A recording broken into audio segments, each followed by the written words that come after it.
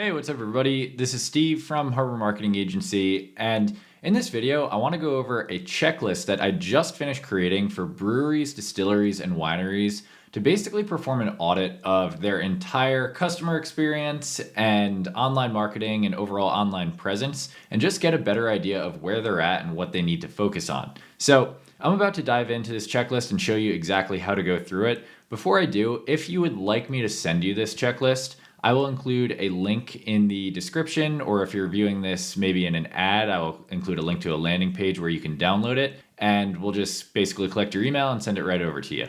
So with that said, let's dive in and I'll show you how to go through it. Okay, so here is the checklist. It's called the Tasting Room Growth Checklist. And you'll notice here that I have a checklist for breweries and distilleries and wineries. There's not much that's different in between them. It's just kind of the verbiage that I added in there. So whether you are a brewery or distillery or winery, you could just start operating off of whichever tab is most relevant to you and just delete the other ones. So the whole way that this checklist works is basically it's a pass-fail system. And the idea is not to overthink a lot of these things. It's just pass-fail, kind of gut feeling pass-fail. So you're going to start out entering your brewery name and the date that you completed this, or winery or distillery, whichever one you are. And we've broken it up into a couple different categories here. So we have food and drink, experience, events, branding, website, Google business profile, Google search rankings, email marketing, SMS, Facebook and Instagram organic, and meta advertising. So basically, you just kind of go through these,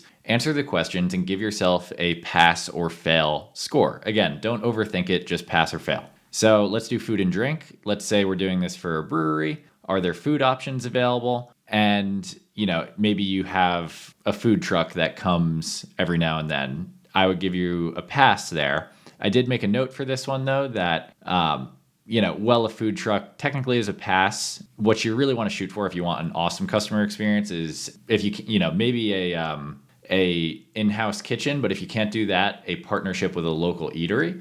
That works really well, and that's just kind of a better customer experience. Are there vegetarian options available? So if yes, pass. If not, fail. Are there other alcoholic drinks besides beer available? Pass or fail. And are there non-alcoholic drinks available as well? So are you offering like mocktails or, Diet Coke and soda and stuff like that? So what you'll see here is on the right, there's a scoring system. And it will give you a score based on how you answer each section, and then it will also give you a total score. So for food and drink, out of 4, I had 2 passes, so that gives me 50%. Anything less than 50%, it's going to mark it red, and I believe anything like around 75 is yellow, and the closer you are to 100, the scale gets green. Experience, is there outdoor space? Pass, fail.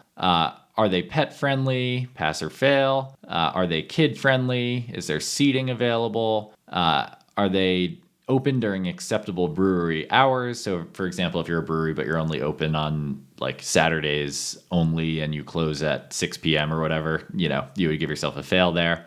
So a lot of these are very easy to answer, and you should be able to answer these fairly quickly and easily, and you should pass most of these. But in case you're a brewery that doesn't have a lot of these kind of low-hanging fruit, easy things, you just want to take an audit of that. So you'll see here, experience, based on how I selected the choices there, it gives me a 75. Events, do they host at least 2 events each week? So that could be like trivia or karaoke or like a bingo night or, just some kind of recurring event that brings a crowd in the door. So I'll put pass.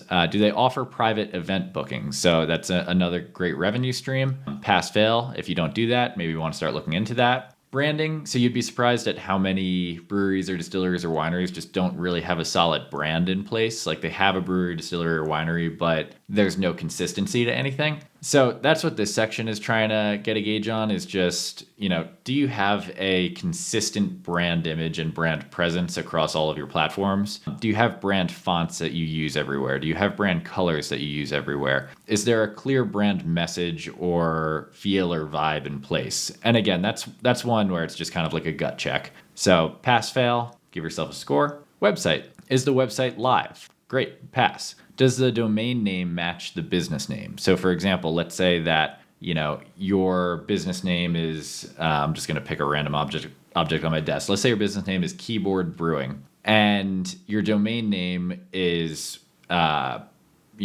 brewing with keyboards, then that is not a direct match to your business name, and it's going to be harder for you to rank on Google. So you want the domain name that matches your business name exactly. So we'll put pass there. Does the website tell the brand story well? So again, just kind of like a gut feel here. Look through your website and be like, am I doing a good job of telling, why did I create this brewery, distillery, or winery? What's different about my brewery, distillery, or winery? Am I standing out well? Is there a clear brand message here? Does the website have high quality professional imagery? So a lot of breweries and distilleries and wineries that I see, they, basically just have iPhone photos or really blurry, kind of not super professional, high quality imagery. It's worth it to get a photographer to, come along and actually take good photos for you. So be honest with yourself here. How does your website look? Do you have good imagery? Goes a long way. If you don't have that, get that in place. Does the website have a differentiating headline in the banner section? So this is like the top section of your website, like right when people land on the homepage, the first thing that they see, that big banner section. That's a really valuable real estate on your website because that's the first thing that people see, and everybody will see that when they go to your website. So is the headline in place there that, directly, instantly tells them why they should come to your brewery, distillery, or winery and what's different about it and why it's awesome? Perform a little audit of that headline and, see if it's up to par there. Do they have all of the past experience benefits mentioned on the homepage? So going back up to this experience section, anything that you currently have in place that you passed. So outdoor space, kid-friendly, seating available, good hours, is it walkable? Are there TVs there?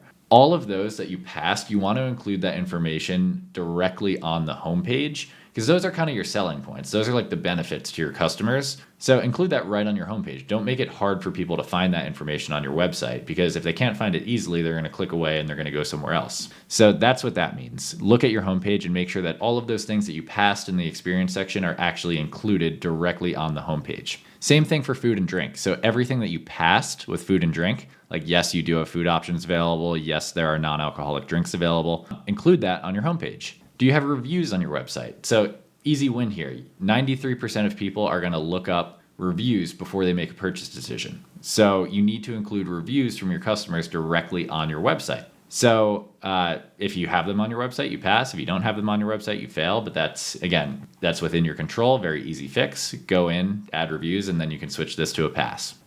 Do you have imagery of a packed, bustling tap room or tasting room on your website? So, photos from customers having a good time, photos of it packed, photos of it looking busy and looking like a good experience. You want that on your website. Upcoming events listed on the website. So are you keeping your customers in the know about what to expect from an event standpoint for the upcoming week? Beer menu listed on the website, food menu listed on the website. Is there a contact us page?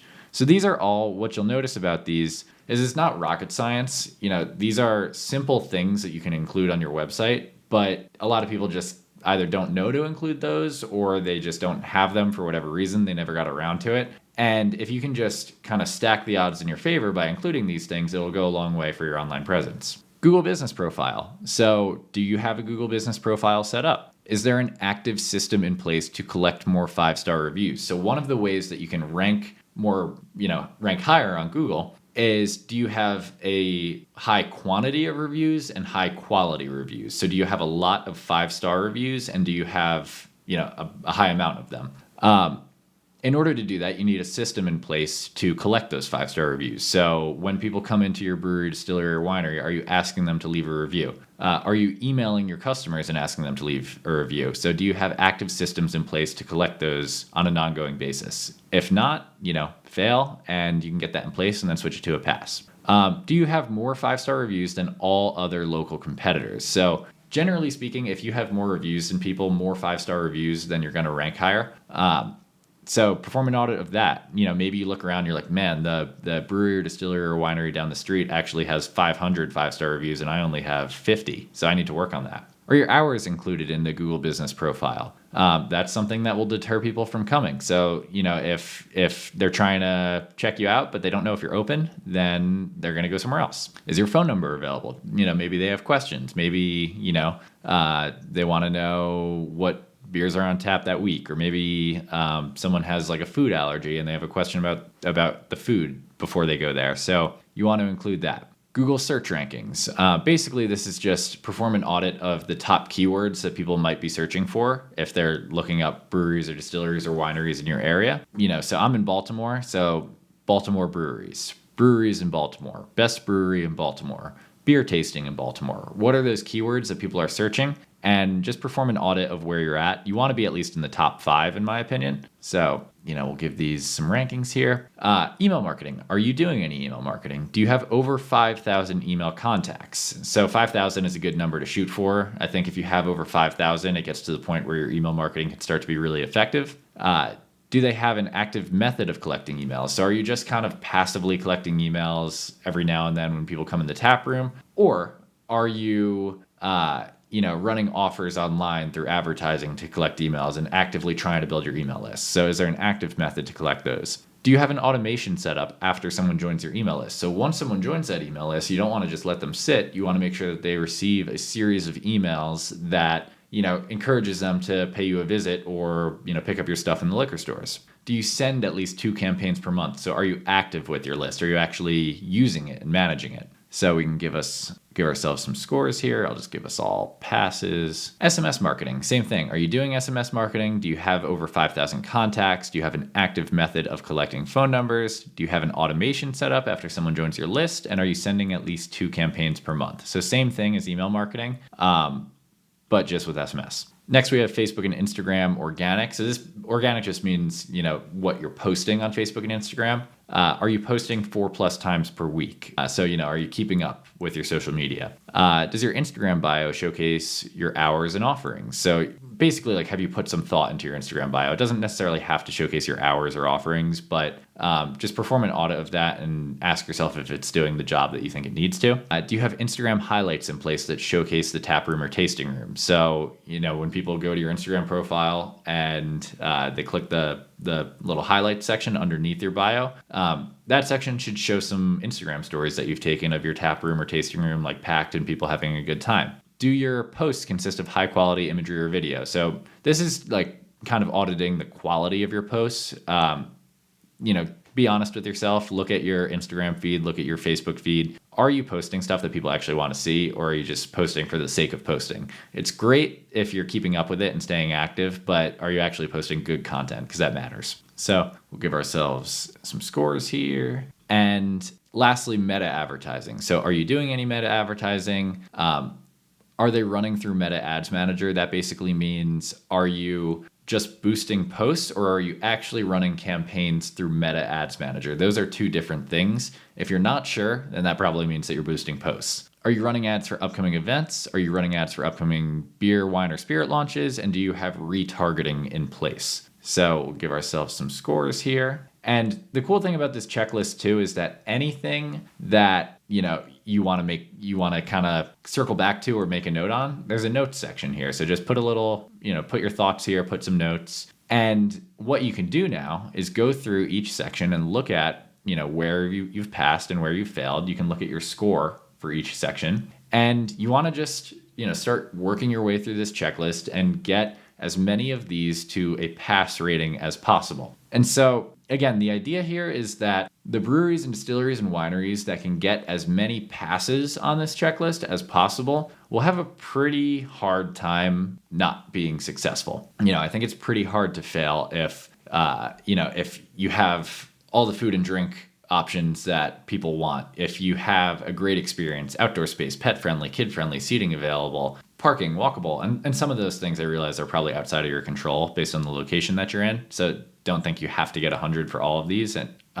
But the idea is get as close as possible. Events, do you have events each week? Do you have a good brand? Do you have a good website? Are you ranking high on Google? Are you doing email marketing? Are you doing SMS marketing? Or do you have a high quality social media strategy? Are you advertising appropriately? If you're doing all of those things, then, based on the inputs that you're putting into your business, it's pretty hard for the output to not be revenue growth. So that is the whole idea. I hope this was helpful. If you would like this checklist, again, I will include a link in the description, a landing page where you can basically just go and download this checklist, and we'll send it right over. So I hope this was helpful, and I will see you in the next video.